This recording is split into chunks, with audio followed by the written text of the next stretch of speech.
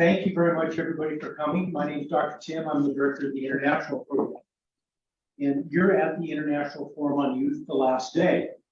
The International Forum on Youth is the premier global forum within the California Community College system, which is the largest higher education system in the world. It's designed to begin addressing issues students will be facing as they leave college and start careers and families, maybe already have, and basically conduct the rest of your life.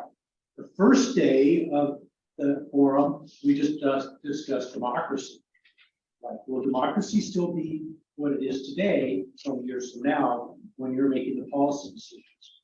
Then we addressed the link between your interests as an individual and the degree that you might choose, the major you might choose. Yesterday, we learned about water issues in California. I'm old enough to remember that in our recent history, there were mainstream politicians that espoused loudly that climate change was fake. I hope that we can move past that and into problem solving, because that's going to land on you guys' desks pretty soon. Today, we're going to hear from some students. We've got more students participating. We're going to hear directly about their lived experience. And this is my favorite day, because we can have lectures just like the ones you have in class, but the opportunity to actually hear from your peers is a great opportunity. It really sets the stage for how to understand everything you've heard all week. The International Forum on Youth is funded and supported by the International Services and Programs Office. Our intention is to support college students by providing a launching point for their thinking. Today's students will soon be tomorrow's policymakers. Let's hope our work today helps good decision making for tomorrow. And with that, I'm going to turn this over to Professor Riffel to guide us through today's discussion. Thanks, Tim.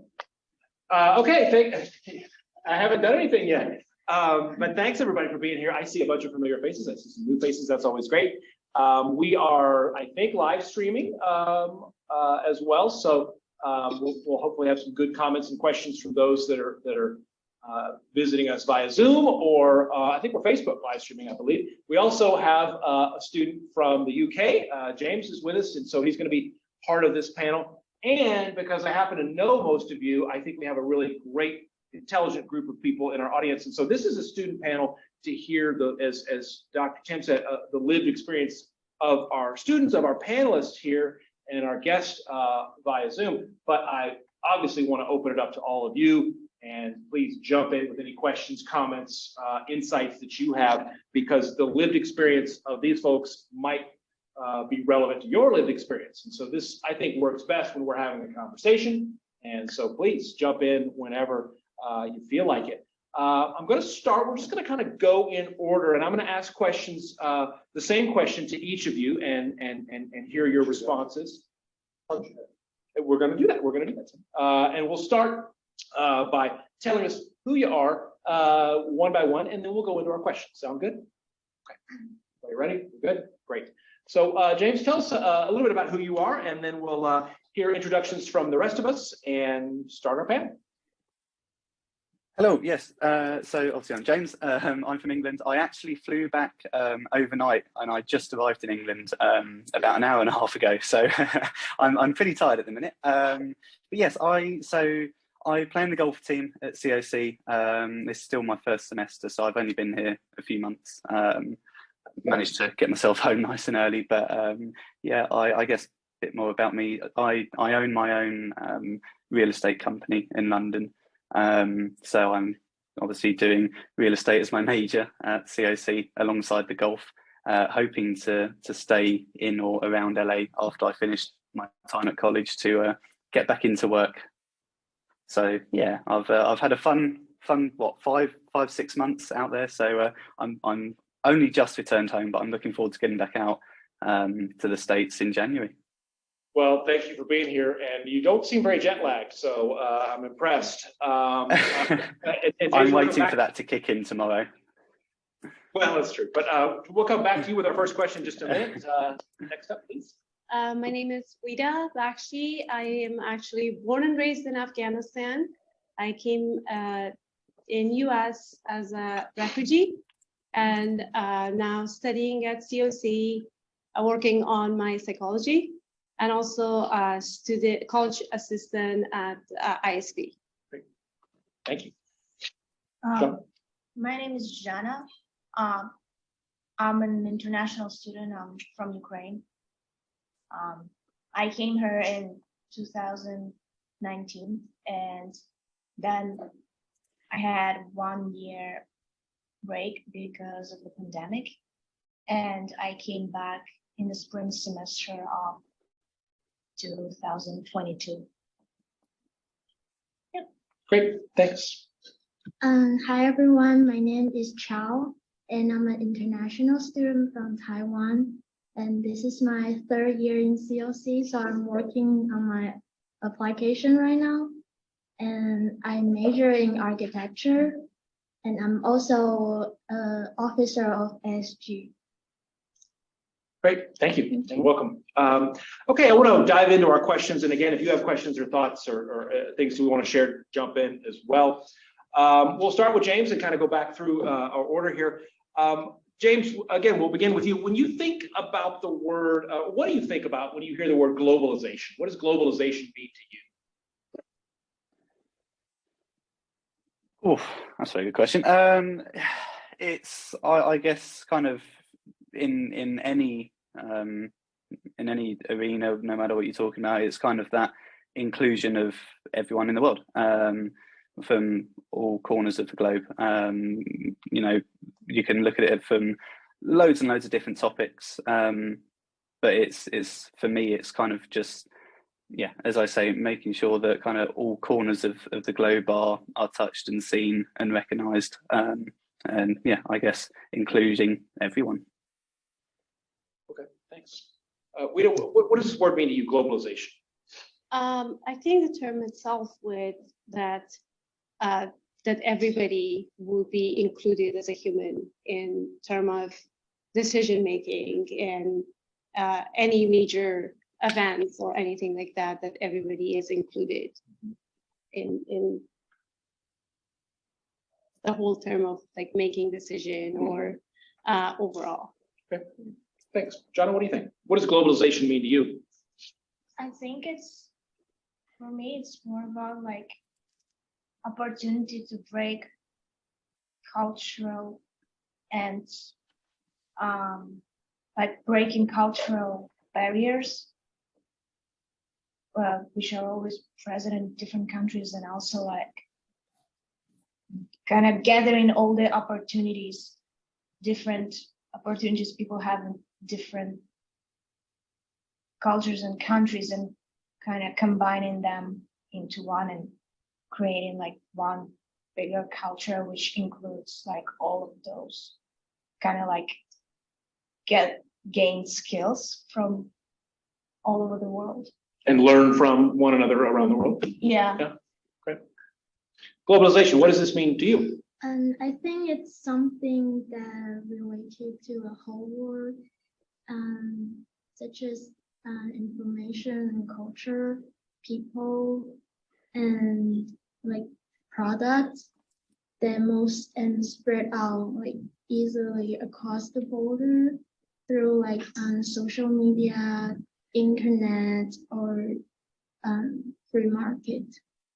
So you're talking about connecting people in a sense, connecting people, connecting goods, commerce.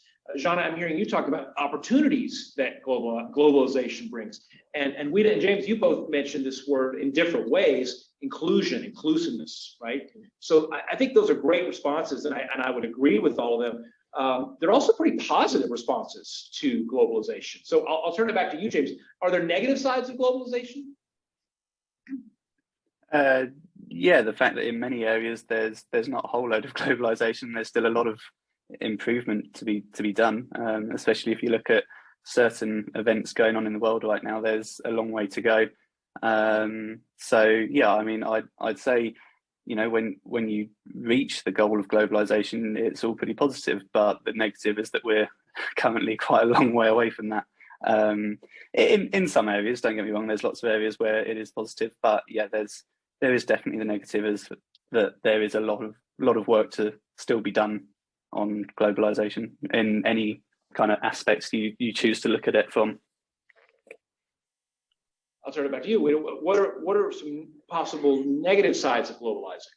I think like anything else, there's negatives to globalization as well, because not as the other two panelists said about every country, or if they have opportunities and skills or anything like that, they're not at the same place at the same time. Mm-hmm. So there are countries, if we put all of them at once, they are not gonna be able to meet where Western countries are, because they are way behind. So if there are some stuff that has to be individualized for those countries in order to meet somewhere, to become a part of the globe. So I think the negative side would be it's hard for a lot of countries to catch up where the advanced countries are. It seems like both of you are suggesting that progress is sort of uneven. Uneven. Yeah. Yes. Okay. To both of you, are there negative sides to globalizing? Yeah, I think they are. For me, it's that cultures kind of get mixed, and those borders which were kind of like separating, which would make each culture unique, it gets erased, which is not bad, because people can people can share, experience different cultures, but at the same time, I feel like it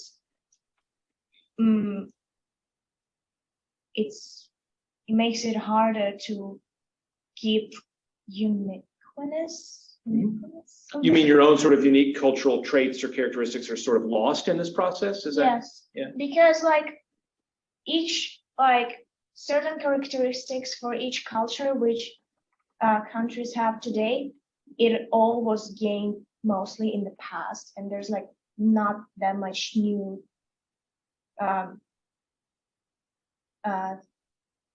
certain unique characteristics which cultures would gain today. I don't know if it makes sense. Yeah, absolutely. Absolutely. Well, what do you think? Are there downsides? Are there negative parts of globalization that come to mind? Yes, I think because of the globalization, it threatened to local business, local people, because all of the stuff and people from all over the world were compete with them. Mm-hmm. So I think it brings stress to many people. And I think the other downside of globalization is the pandemic. It spread out easily because people move and yeah. Yeah, there's no question the pandemic is unfortunately a product of globalization in a way, right? We were less connected as a world. We had pandemics, but they didn't quite spread like what we've experienced, I don't think. That's right. And I noticed you said stresses.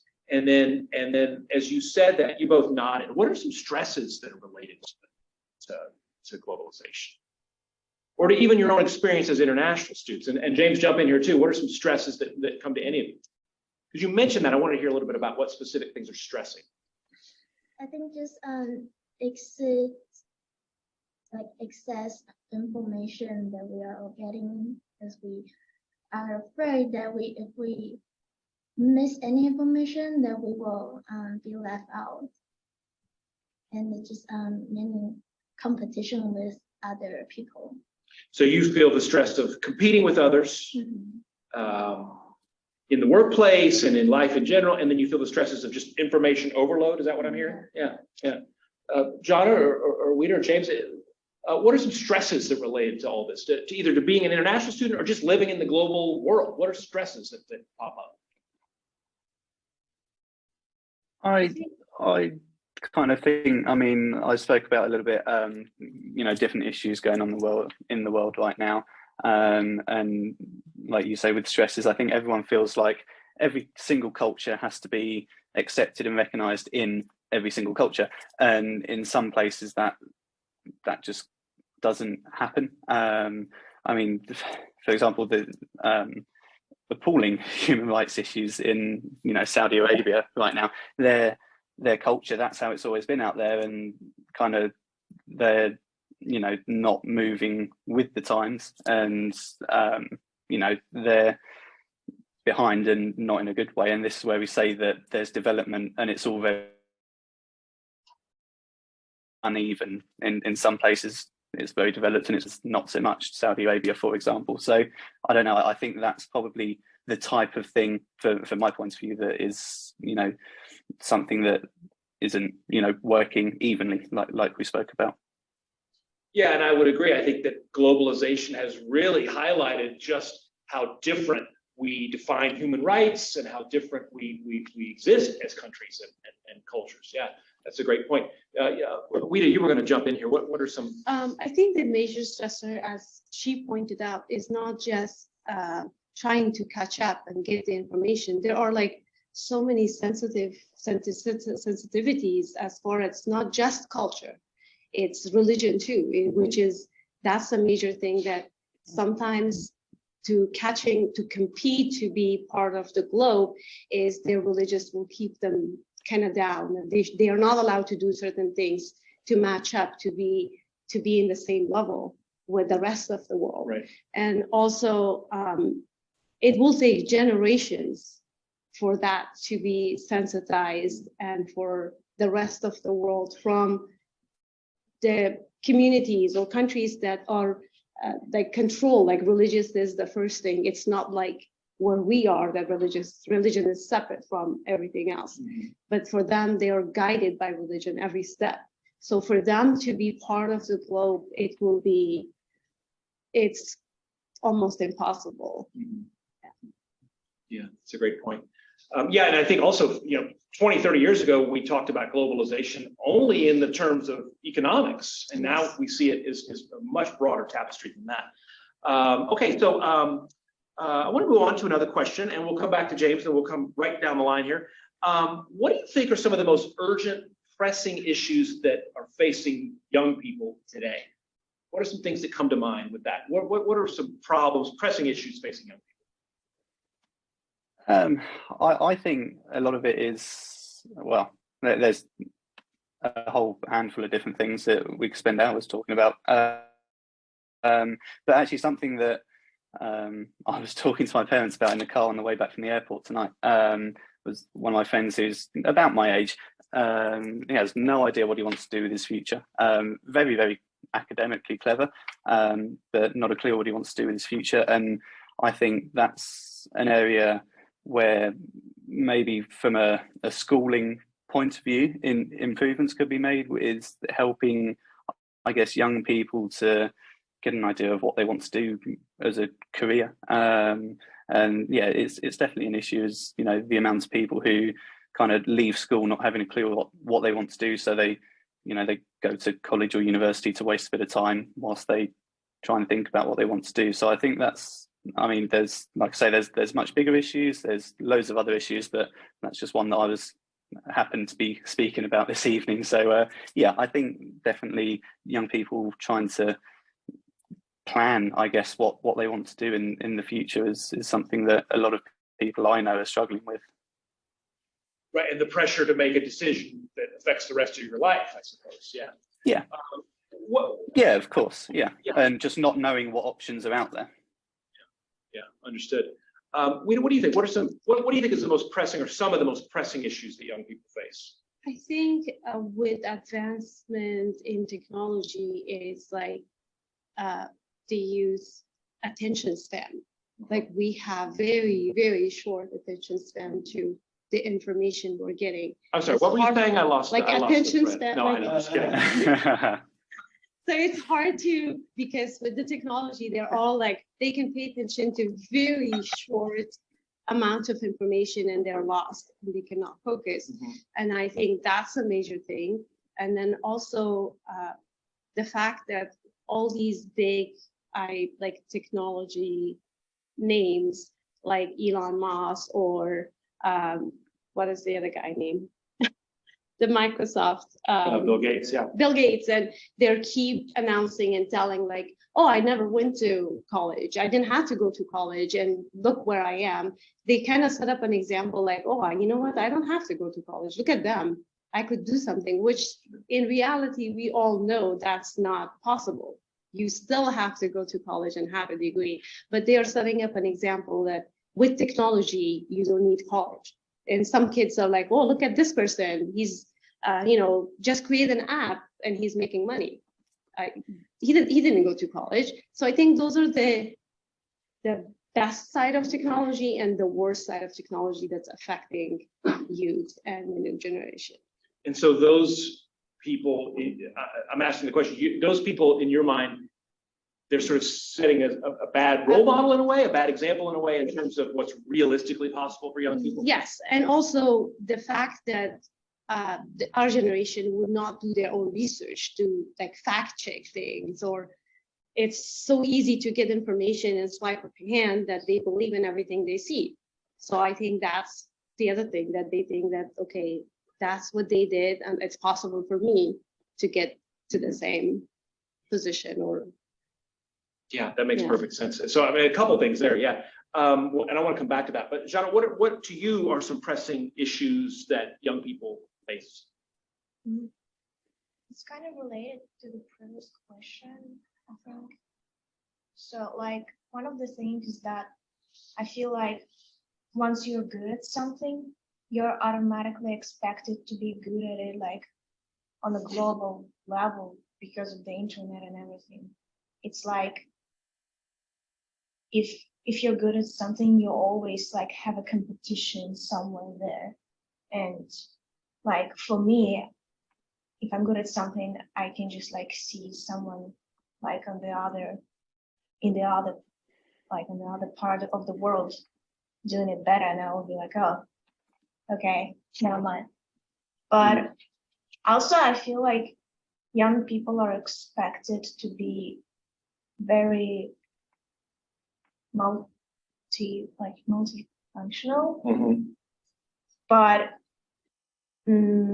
at the same time, like, because even like small things that we can like, that for example, you can like do something on like that we can do something on our computers, like we know how to use our phones, it's like those all are also skills, but everyone kind of forgets that. And also adding to that, we have so many distractions, and I feel like our brain is not exactly used to it. And in addition to that, I feel like personally for me, I feel like because we use digital technologies in studies and work and in regular life all the time, it's very hard to take care of your eyesight.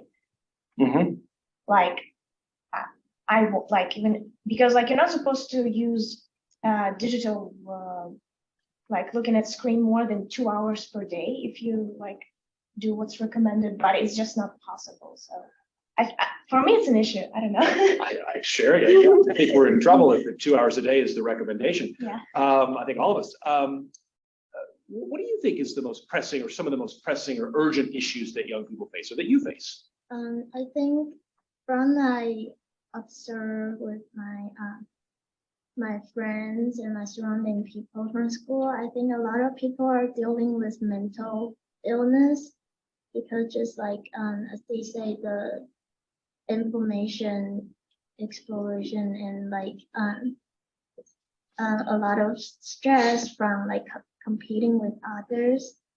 And yeah, and it's also at this point it's like a transition of the world that young people need to be creative, innovative, or they will be get rid of it.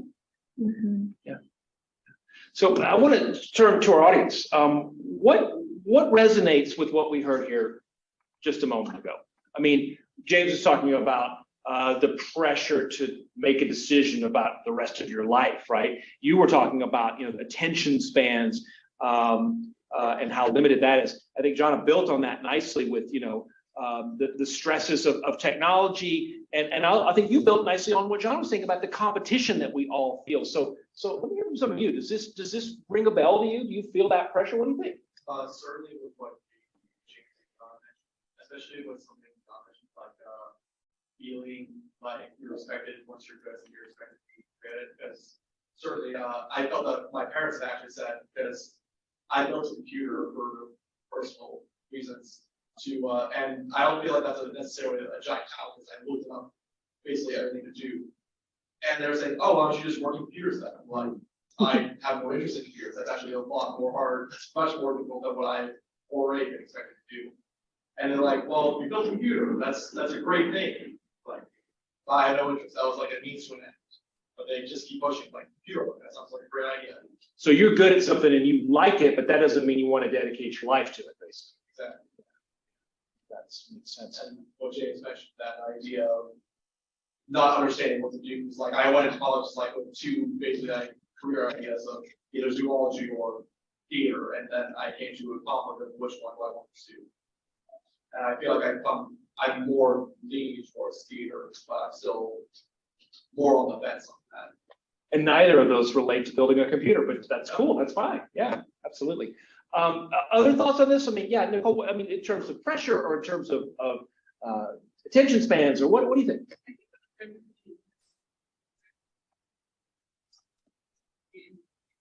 Especially like, Yeah. And then you graduate, and all of a sudden it's like life takes you, and you have a bunch of new responsibilities that you have to do. You have to deal with. You don't have the luxury of having a short attention span that you're paying for classes. You have to compete with other students in colleges that you want to go to in order to do what you want to do in your life. And you also have to make these decisions that will affect you the rest of your life, like where you're going to get a job, where you're going to move to, what kind of thing you're going to major in. And it's just like all of these things that are preparing you for your future that sometimes they will respect. Yeah. I mean, I love what you're saying, and I agree with what both of you are saying, and all of our panelists. I will say, and I think Dr. Tim can back me up, this is a world now, a globalized world now, where some of those decisions may, in my opinion, may not be as significant as you think. In other words, you may make a career decision now that might be really different than the career decision you make 10 years from now. And I think that wasn't necessarily true when I was a kid. It really did feel like this is what I'm going to do for the next 30 or 40 years. But I do think that there are real possibilities to completely shift gears. Does that ring a bell to you, Tim? Yeah, it does. You brought up a really interesting point. I'm doing a presentation for Education USA Tunisia tomorrow. And the purpose of it is to debunk the concept, two concepts. One, you've got to discover your passion at age 17, 18, 19. And the second part is that the major that you choose now is what sets you off for the rest of your life.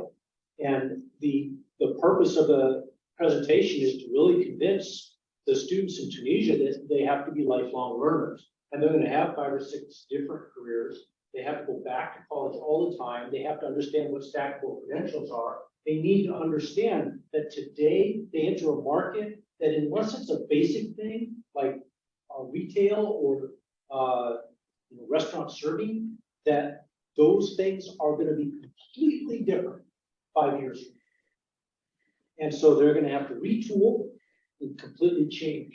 I know that I've changed careers completely, probably 5 times. And in my generation, in Dr. Riffel's generation, that was really uncommon. We were all taught, you're going to get this degree, you're going to get this, go do this career, and that's what you're going to do the rest of your life. And so plan wisely. And now I want to really instill this concept of plan recklessly.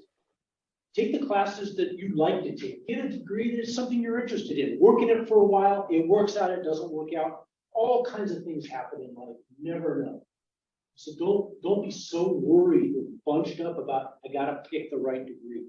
Yeah, and I mean, going back to zoology and theater, I mean, I love to hear that, because it may be that 15 years from now, you've done both. Yeah. In some capacity. Or in a weird way, maybe you've sort of hybridized that. Who knows, right? There's all kinds of opportunities out there. I want to come back to our panelists with our next question, but I want to hear one more thing from some of you, because I think it goes nicely into that next question. We mentioned being bombarded with information, and I certainly share that. I think you mentioned this too, John. I think the amount of information that we have at our fingertips would be literally unthinkable to someone 100 years ago, 200 years ago. Literally, I don't think that they would be able to grasp just how much information. And I do think it contributes to concerns about mental illness, concerns about just stress, right? It's a lot to take in. And it's more than your parents' generation took in and their parents' generation took in. It's a big deal. So do you share that view that you feel bombarded with information, or is your generation going with the flow, or what, Daniel, what do you think? You feel bombarded? Yes. Yes. Because I work 2 jobs. Mhm.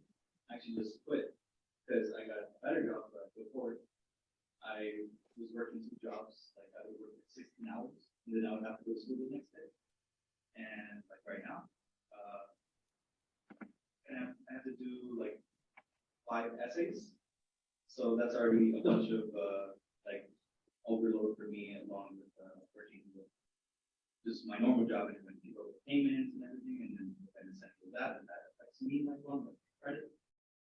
So it's kind of like I have to keep track of everything all at once, and I have to stay on top of everything, or else if I fall behind on one thing, then everything. So it's like overload. So you're kind of talking about 2 sets of overload, right? I mean, the overload of information, but then the overload of just responsibilities, right? And all the things that life keeps throwing at you. Yeah, please. On this level, what Daniel said, I think that part of the reason that we choose so depressed is because we have so many things to do with. Another thing that's like harder than like past generations that went to college and everything, but earlier on you said that we should spend like 2 hours a day on mind and stuff. We spend a lot more than that because we have assignments on technology. Oh, I think Zhanna's point was that you're recommended not to spend more than 2 hours a day, but I think you're telling me that's impossible. That's a part. Yeah. That's the way that society has advanced. You don't really have a choice. You have to put up. Yeah, and unfortunately, even as a source of entertaining, we always go back to technology. So work aside, assignments aside, school aside, that they are all in technology. But even for entertaining, we just sit there in front of the TV or follow a show instead of like running outside, doing something, in nature. So Yeah, it's like you just finish your homework on your laptop and you're like, oh, now I can rest. YouTube or TikTok or something. Yeah, it's very true. It's very true. And it's a completely different way of living life compared to a few decades ago. So, Brandon, you look like you're going to tell us something really smart. You can tell. Huh? I can just see it. Yeah, you see my I think everybody is right in a sense. So when it comes to technology, I think what's going on in society right now, I think most of people are just adapting to the society they were born into when it comes to all this technology. Right, so like I'm a little bit older, but I remember what life was like before smartphones. Remember, smartphones didn't come around until like 2009, so like 10 years in with smartphone. Right. I remember my first phone couldn't do any of that. Right, it was like the sidekicks. If anybody remembers, old enough to remember those. Those were like the first prototypical like smartphones. But in terms of the bombardment of information, I think a lot of things that we see going on, they all hit on the attention span, this perfection. Right, I think it's almost like an overload. What I would probably say like deception or perception, in a sense of people are online, we're on social media, and you see these people portraying themselves as like, oh, this is the perfect couple, or this is the perfect job, this is the perfect life. And I think we're taking all this in, even if you're trying to disconnect. I'm at the point now where I think it's naive to say that you can disconnect, because technically speaking, you can. You can turn your phone off, someone can still break into could still hack your Instagram account, could still hack your bank account, could steal your identity, all of that. And so I think it's more or less we need to figure out a place in society, like how do we live with this technology and how do we handle it? Because I think what happened is technology just advanced faster than we could even believe. Like if somebody would have told you guys, if someone would have told me in 2004 that Facebook would have a hand in shifting American politics in the way that it did, I would say you were nuts. You know what I'm saying? But it grew so big, became so fast, and now it's having these impacts on our society. I think we're trying to scramble, like, well, how do we deal with this? Like at this point, it's more or less about damage control than it is about like fixing the problem, because the problem's not going to go anywhere. I do think the younger generation now, especially students in college, are being hit with this every single day. And you can go on, you can just open up your phone, you see this you see this title about this going on in this country. You turn on social media, you see these people doing that. And I think people are thinking, well, I should be there, or kind of like the gentleman over here said, he built a computer, now people expect him to go into IT and build computers. And we're just like, yeah, I was just doing something to see that I could do for my own personal gain. So I think all of that is going on, and I think the younger generations are trying to handle all this, just like the gentleman here. I got 2 jobs, I got bills, I got this and that, I'm trying to go to school. And all this is sort of like compounding on them. It's like people are sort of struggling to deal with it. So we think it's an issue, but hopefully things have to turn for the better. It was good to end on a positive note, but I agree with you, and I think you're right. I think this is almost a transitional phase, and I think it's literally going to be sort of rewiring our brains over the next generation or two. Yeah, and then to do a little parental defense, I mean, I think one of the reasons parents say things like, "Oh, you built a computer, you better go into IT," is I think as a parent myself, I think that we feel the competition, we see the competition that you guys face, and so I think sometimes parents, frankly, push young people into making those life decisions because they can that sense of competition seems very real to them. So I know it comes out of I think it probably does, yeah. But I think they're on your side probably, but they see some talent and they say, oh, how does this fit into this competitive job marketplace? You know, so it's challenging. Okay, I want to come back to our panelists, but I definitely want to come back to all of you as well. I love the conversation. And something that you touched on, Brandon, that I think fits nicely with my next question, and we'll come back to James first. Social media, I think, is the elephant in the room here. We're all part of it, whether we want to be. And you're right. If I shut my social media off, it doesn't really go away. And I think you're right. Your point about that sort of manicured, sort of perfect vacation, perfect family, perfect life. We see all that, right? So I'll turn to you, James, first. Then I want to hear from everybody.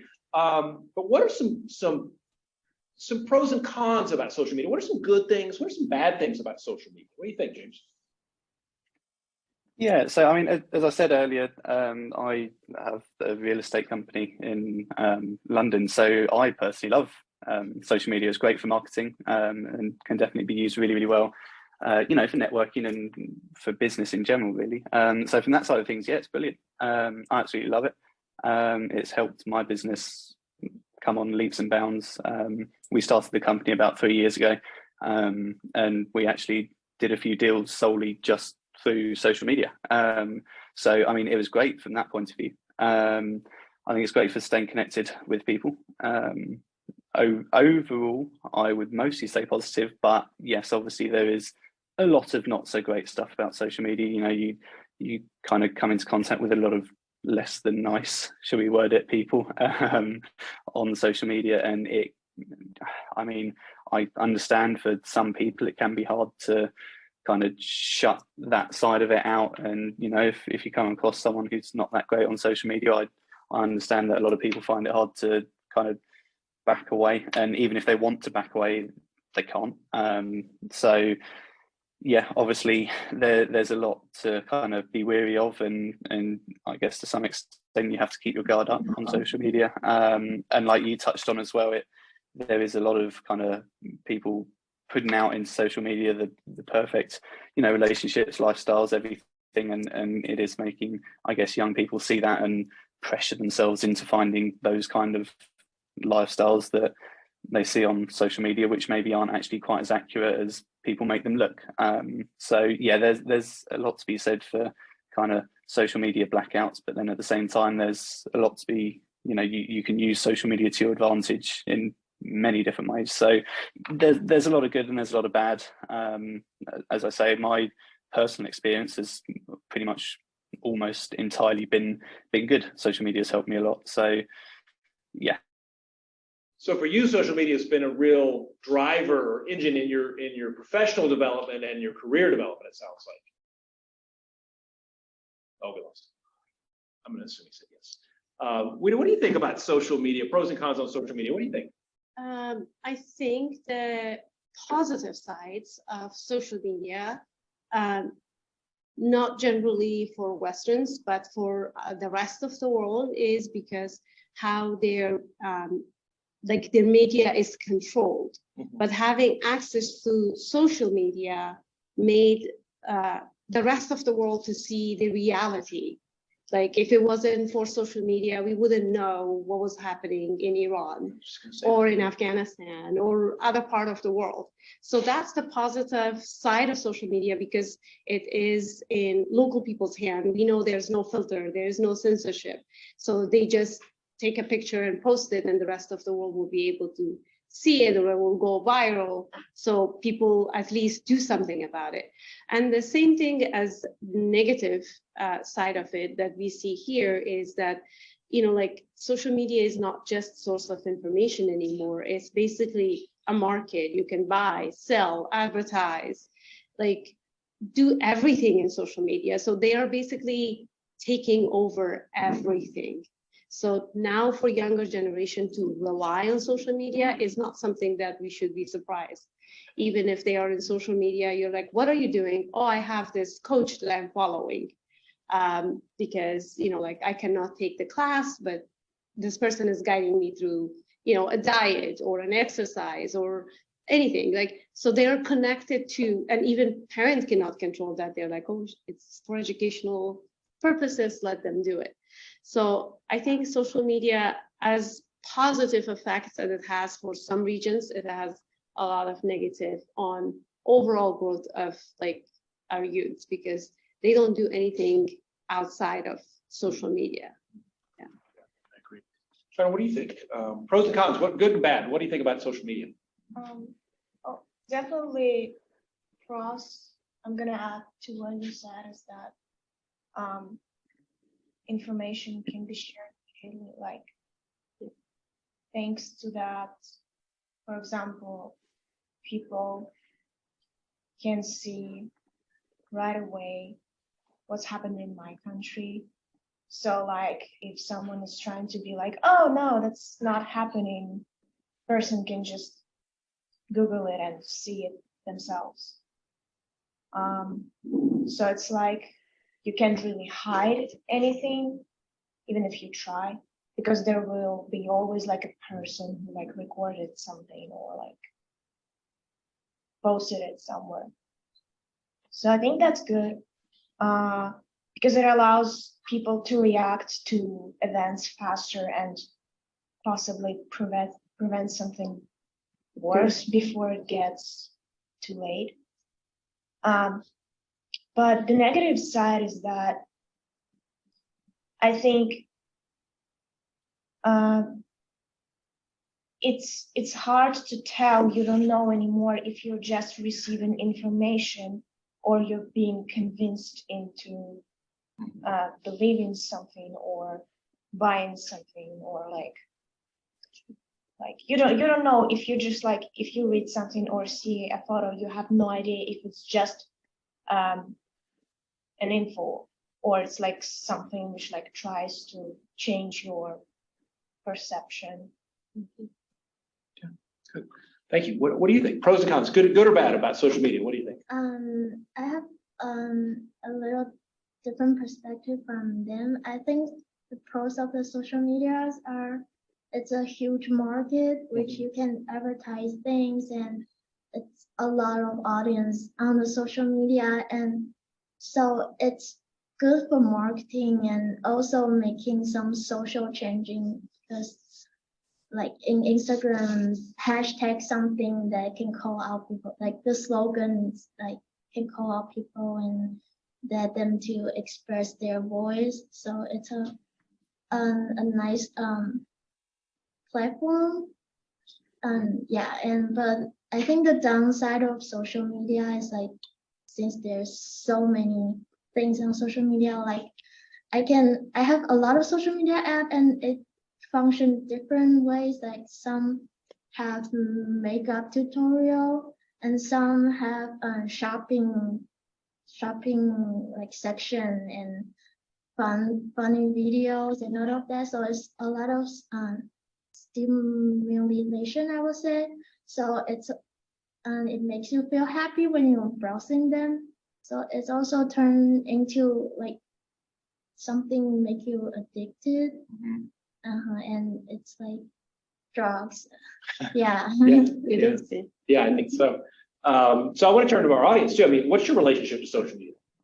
Is it good? Is it bad? You okay with it? Because we were having this conversation on Monday about this very topic with another group of people. And what I heard from students that day was that they have a pretty, similar to these comments, like good things to say about social media, but also it seems like young people right now are pretty clear of the downsides of social media. And when it first came online, there wasn't really a conversation much that this would be a bad thing. It was basically, I thought it was a place to like show baby pictures or something. That's what I thought it was. But clearly it's way more universal than that, way bigger than that. So what is your take on social media? What do you guys think about it? What do you think about it? Before I had like a smartphone or things like that, I always like said, I'll swear on social media, I'll never have one because I knew I'll be addicted to it, and now I have social media and I'm addicted to it. But I use it. I also primarily use it for staying connected to people and like seeing funny videos on Instagram. So, would you feel socially left out if you just had no social media presence? Would that be a problem for you, or is it even possible? I'm not sure that would necessarily be a problem for me, but I definitely think I would definitely be on the receiving end of what you guys are talking about. You'd be missing out on some info. Yeah. I'll be on the outs of what is known. Right. Which could be costly. Yeah. Yeah, please. I don't have very much social media. I have an Instagram that I only use to talk to people. I mostly use YouTube, but like, I mean, I don't really have a life outside of school because most of my friends have like moved out of the area or they're too busy to like do anything. So I spend time with my family and I also watch videos on YouTube because I'm bored and I'm too lazy to exercise. Yeah, I can add a little. I appreciate your honesty. Yeah. Sorry, go ahead. I can add a little historical perspective here. When I was in college, things were more compartmentalized. So you had the Los Angeles Times as a newspaper, for example, and there was somebody in charge of determining whether content would be published or not.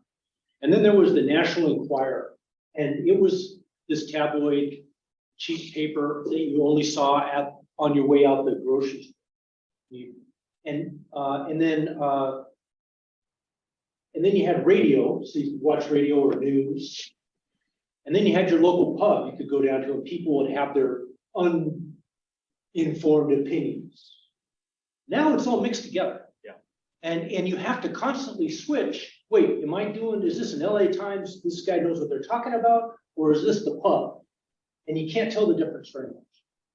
Then on the other part of it, which has been interesting, is that when this first started coming out, what I noticed was the generation ahead of me, which you would call either the traditionalist generation or the boomer generation, because I'm right on the cusp.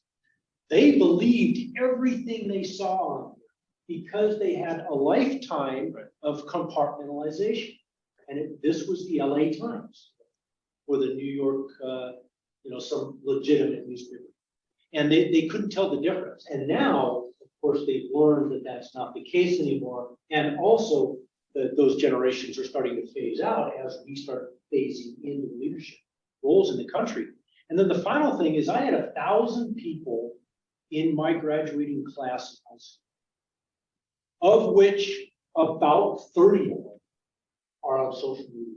So when you talk about keeping touch with people, that's a new thing that your generation now has access to that my generation doesn't even know about. I'm like the most active person out of the 1,000 people of my high school graduating class, and I'm not addicted to social media at all. I mean, I'm very rarely on. So it's this as a tool is yet to be defined, I think, and it's here to stay, as you've all said. And it's going to influence the direction that we believe we should be as a society, clearly. Yeah, and just to agree with you, I think you're right. I think young people are much more savvy and sophisticated consumers of all this social media compared to the older generations, which have had a struggle, I think, to really sort of adapt to this new information world. So yeah, I think that's been a big thing. Any other thoughts on social media? Yes, she has. Oh, please. Yes, please.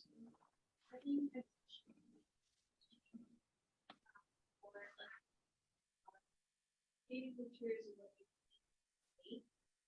being out.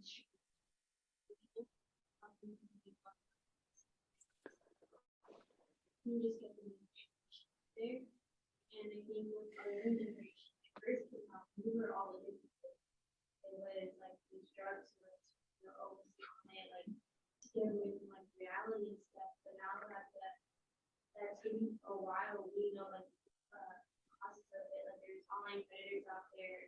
You know, the younger generations, people are not trying to give their kids the tablet experience, social media at all. They're trying to monetize as much as they can because there's a lot of people out there who are just looking at kids for their own game, in the fun ways. Yeah, I think you're right. I think we haven't mentioned that yet, but you're right. There's some real dangers out there too. Yeah, thank you. I saw another couple of hands. Yeah, please. And then Daniel. So like, I don't think notifications with social media. So like, I'm on TikTok a lot, and like it'll scroll into like a cute app video, and then you'll see like what's happening with you, like something happening. Right. And then you scroll again, and you're like, oh, you get a photo, and you scroll again, and it's like you get converted.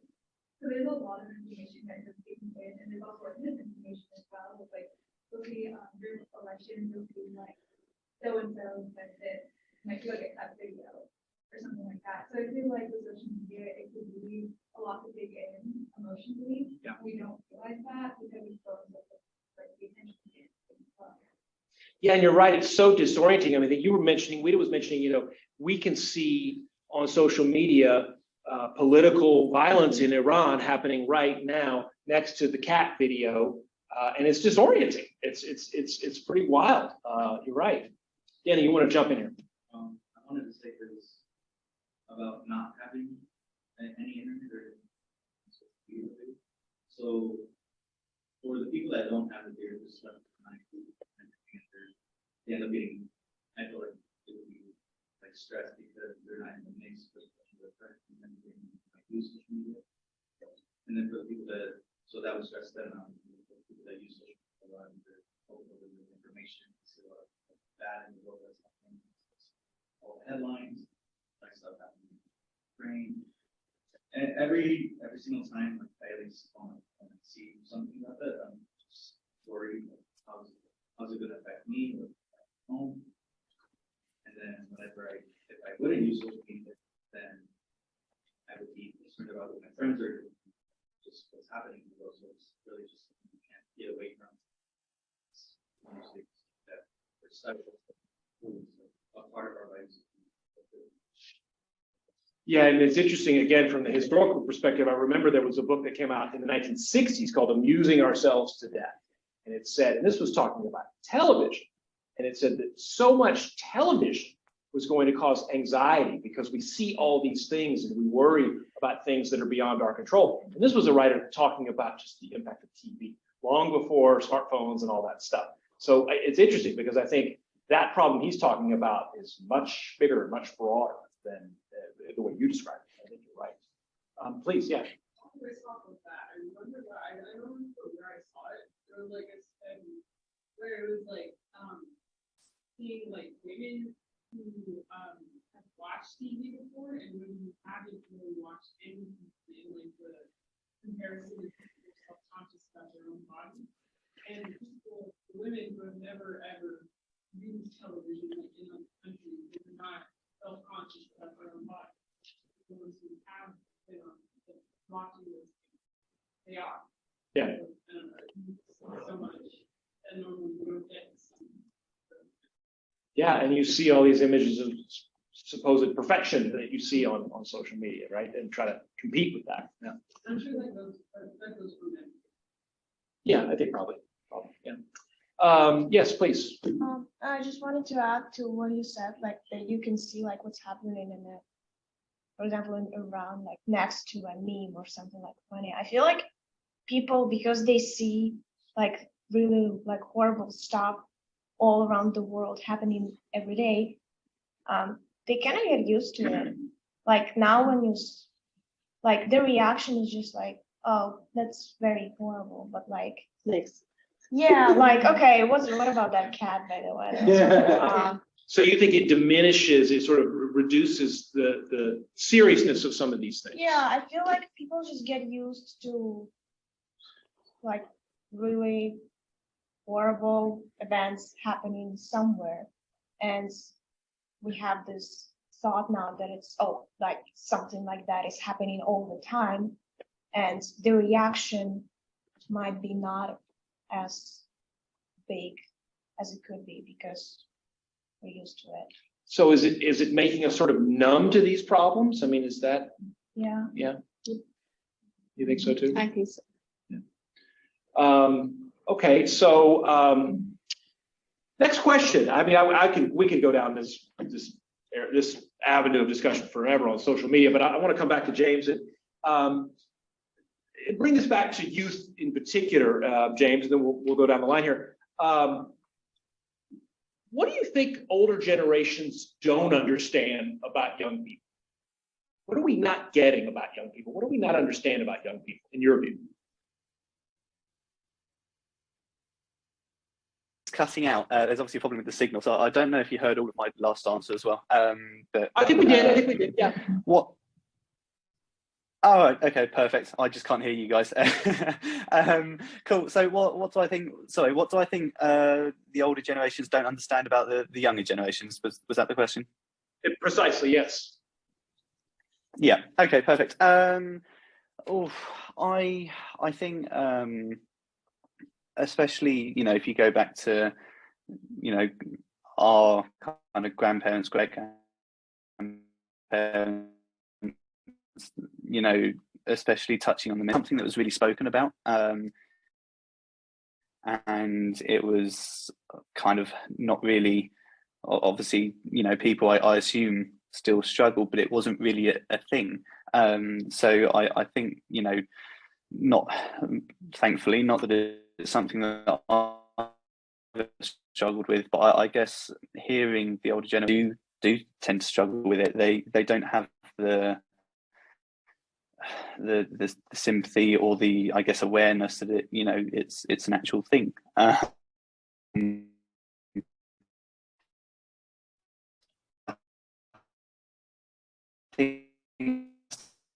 Definitely something that I guess maybe as much as they should. You hear the comments of "I'll just get over it" quite a lot, which obviously, if it was that easy, then people wouldn't complain about it. So I think that's definitely somewhere that the older generation maybe don't have quite as much awareness or understanding of for people of our generation.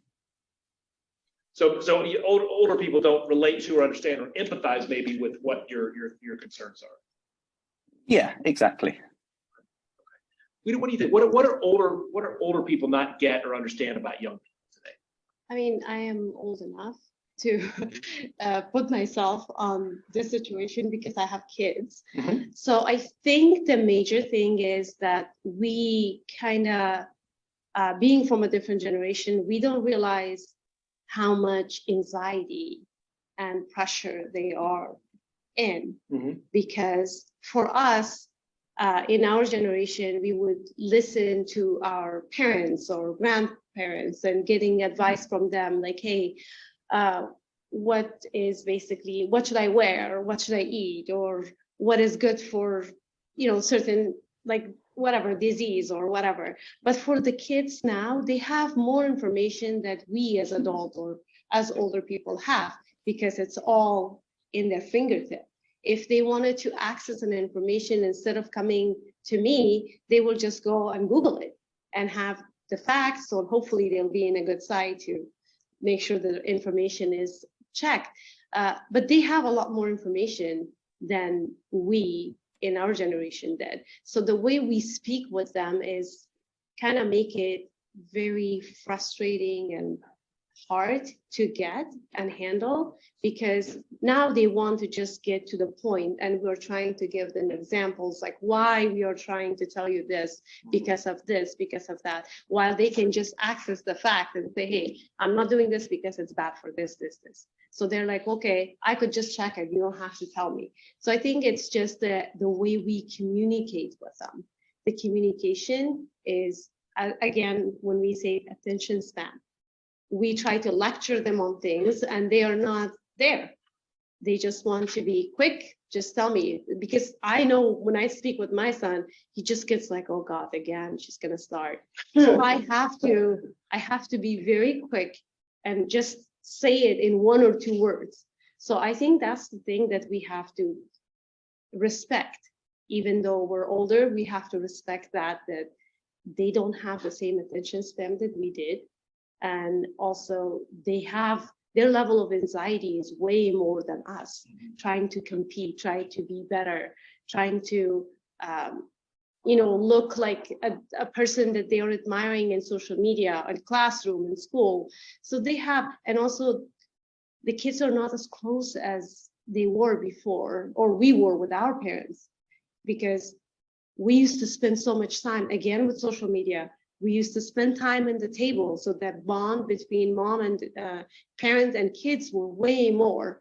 But now, the minute they eat, they go back to their room and they're with their phone or on the computer, or so that connection is not there. So I think it's our job to be involved, to knock the door, to ask them to be there, or put the phone aside for a little bit.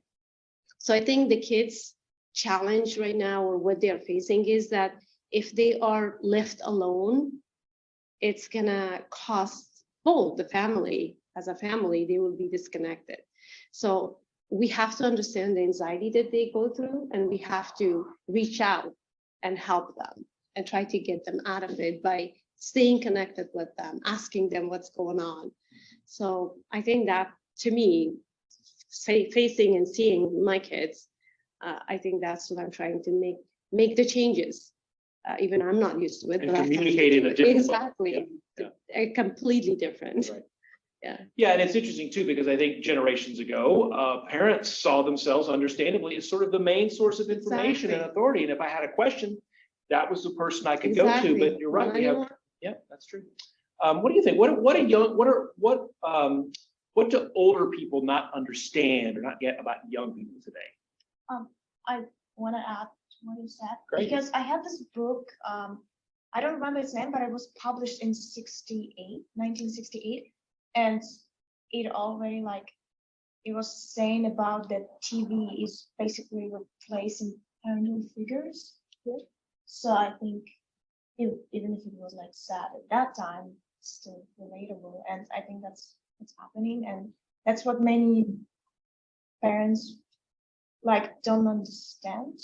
And they're just confused, like why their kids are like not listening to them anymore.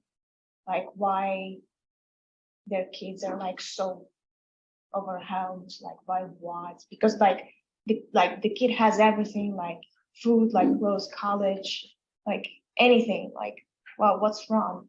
Like why you're depressed? But yeah. Yeah. What do you think? What do older people not understand about young people today? I think about what all they like kind of describe about, and also like young people have different challenge than older people, and the older generation will think we have all of this information, we have all of the support, and our living quality is a lot better than them, because like the technology and everything, and so they may not know there's some anxiety within it, but they have a lot of expectation, and because they spend like money and time for their children, so the children has a lot of stress of like showing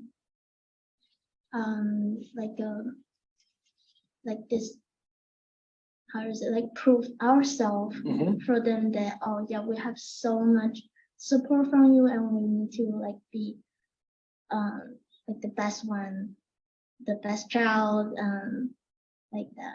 So pressure, anxiety, attention spans, all these things we're hearing. Yeah, I think that's common. Yeah. What about you guys, what do older folks not understand about your perspective, or you as young people? Everything? Parents just don't understand. It's not a phase. Okay. Anything specific?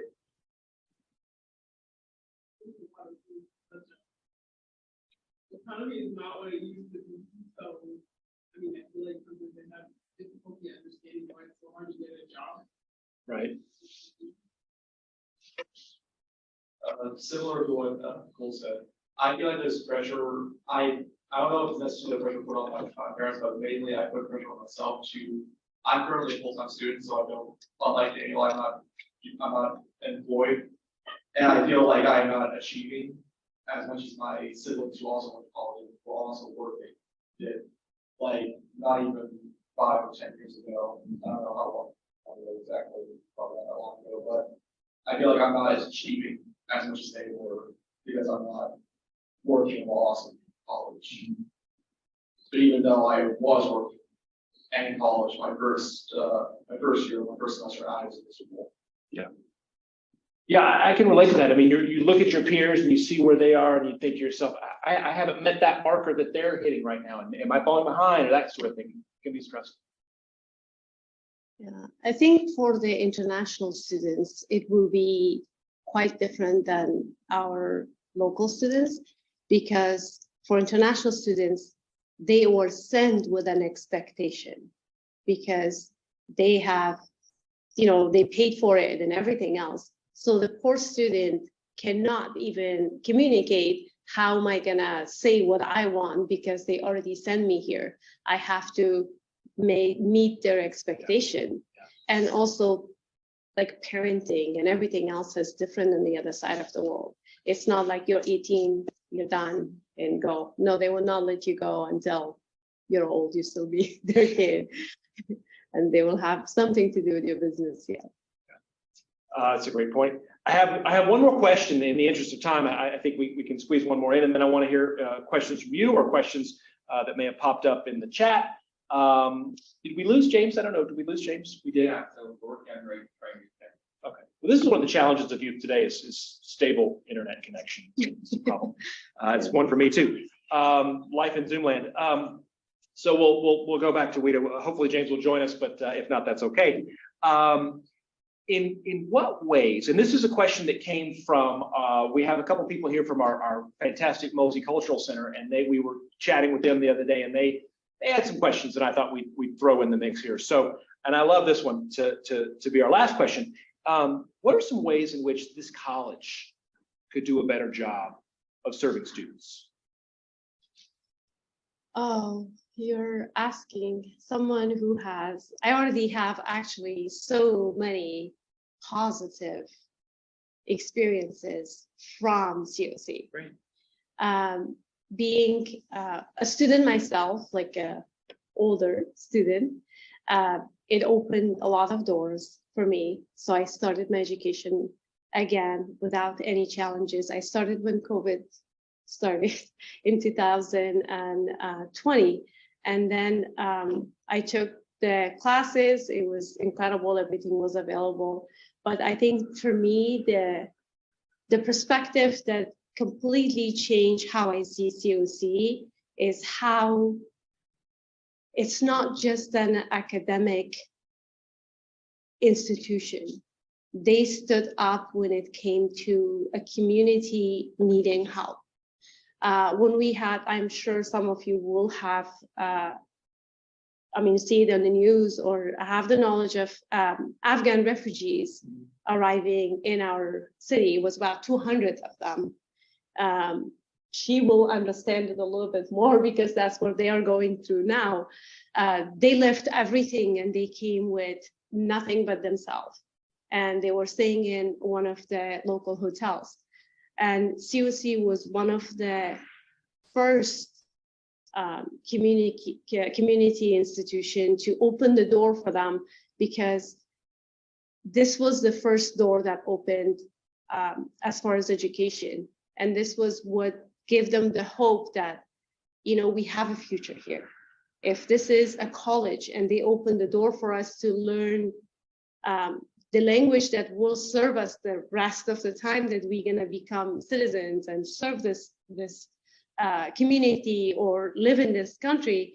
So, and they help them with our non-credit, help them with the ESL classes. Was at the top of that, ISP was running the whole show. Like they made a list. Actually, Tim with Dr. J went to the hotel. We registered them for classes, and also everybody in COC that they could afford or they donated their stuff. Tim delivered them actually himself to the hotel for them.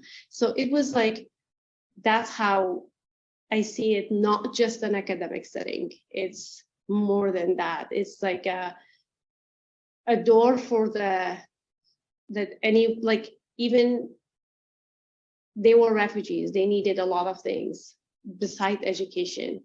So they helped them not only with education, but every other way. So for that, like, I have so much respect. This is like everything. Yeah, that's great. Yes. Thanks for sharing that. So that was a lot of things that I think are incredibly powerful and moving, frankly, but are there things that this college, Zhanna, could do better? Yeah. Oh, I'm sorry, did I cut you off? Did you suppose? Oh, that's okay. Go ahead. I'll go. No, go. It's fine. I'm even for any place, there's always ways to do better. And I think, for me, I think that they are doing, if every department in COC would kind of stay connected with each other, it will make a huge difference, because I've been working in either with or in different programs inside COC. So I would think that, like, ISP is doing everything to bring students to COC. I work with CalWorks office. So with CalWorks office, whomever comes to our door, we accept them as our students. We could do a little bit more, because there's a lot of people who are completely unaware of CalWorks program outside of our school. So if we have a way to advertise them, to get them engaged and connected, that here are these programs that are, if you're single parents, you still want to go to college, here you can come. And there are a lot of other programs that if we stay connected and somehow put the same effort to attract the community, that, hey, here is a place that you can grow. It doesn't matter what the age you are, what circumstances in life, there's always a department here that could assist you. I think that's the only thing that I feel like we need. So we need to do a better job, in your view, of reaching out to the community. Reaching out to and letting people know the services. As different departments, right. Because I think ISP does a better job than other departments. And I think some departments are more outward facing and community based, and others are not. But I completely agree. I think that's a great point. Zhanna, what can this college do better? That would be awesome if there was like all colleges like dorm, like housing. Because especially for international students, like no need to be worried about like not having a car, not being worried and like overpaying for housing. That would be awesome. I hear that a lot. I hear that a lot from people. Yeah, that would be so cool. Like, yeah, that's my main complaint. I can tell you that the state of California is starting to agree with you, and there are plans right now to start the process of developing student housing on campuses like this, but we've got a long way to go. Gonna graduate then. I know, we'll all be old and no longer need it, but yeah, I think that's a great point. What do you think? What can this college do better? Yeah, I was gonna mention the student housing. Okay. Because as an international student, I think, yeah, it is really beneficial for us. And I just went to the facility planning district committee like two days ago. And yeah, and they have master plan about the student housing in the College of Kenyon, so which is great. And as a student, I really want the College of Kenyon can have a napping area or resting area. A napping, a resting area? Yeah, like. Oh, I need that too. That's, where can I sign up? I want to disagree because you can sleep in the library. Oh, Yeah, but, on a couch. but that's not comfortable enough, you know, like we need a dark place Okay. and with nice sound music, and I think, yeah, but if we have like, you know, class and there's between 2 hours you want to take a nap, you can only walk around to Maybe somewhere in our student center, we could carve out some space for that, maybe? Yeah, like a resting area for us. I think that's a great idea. Better. Yeah, I'll be there too. That's a great idea. What about you guys? What's the college doing that it could do better? What do you think? Those are great points. Go ahead.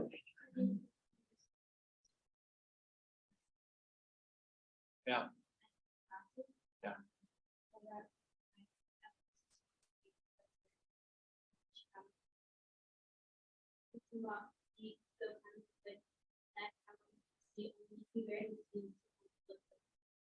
Which is important, and I feel like majority of our students are Hispanic or Latino, and we only barely see two professors of us, and sometimes some of us when we take some acting classes, and the boards are good because it makes you feel more connected to your community and you learn more about the history of it. So everybody that's and I feel like we're talking about there's not that many classes here. I might want to minor or major in drama studies because if you don't have it, that's not campus, but and it's only like the sociology class that's a little bit into. Yeah, and I think that's a great point, and I think that there's some research that backs you up and that suggests that students do better when they're taught by people they can relate to and that have some shared experiences. And I think you're tapping into a question, a really important point that, I mean, this is what I do for a living is teach, and we think about how can we make this institution better, and diversifying our faculty and diversifying the classes we teach is, I could not agree with you more. It's front and center where we need to grow as a college. So yeah, I think you're right. Other thoughts about what we could do better? What do you think? Slightly off what she mentioned, actually, I would appreciate like a minoring system, because when I was talking to a counselor about, I was originally a STEM biology major, and I said I might want to be interested in theater. I said, well, you can't really take a minor here at COC. It's either you take one or you do two majors. So maybe a system where you could take a minor in subjects. Yeah, so more flexibility, really. Yeah, I think that's a great point. Anything else in terms of what we could do better? All right, well, we have a couple of minutes left. Any questions from you? Do you have Ryan, anybody on the Ryan? Do you have any questions or anything there? No, we don't have any questions. Okay. Any questions from our group today?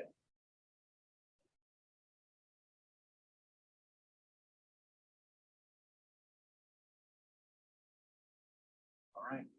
Thank you for being here. Really good to see all of you. Great conversation. As Dr. Tim said, this is one of my favorite. We've been doing this for 4 years, this Forum on Youth, and we always end with this student panel.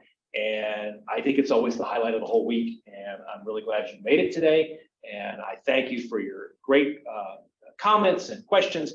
I want to thank our fantastic panel. It's great to hear your thoughts. If you want to talk more, stick around. But if not, see you. Thanks again for being here. We really appreciate it.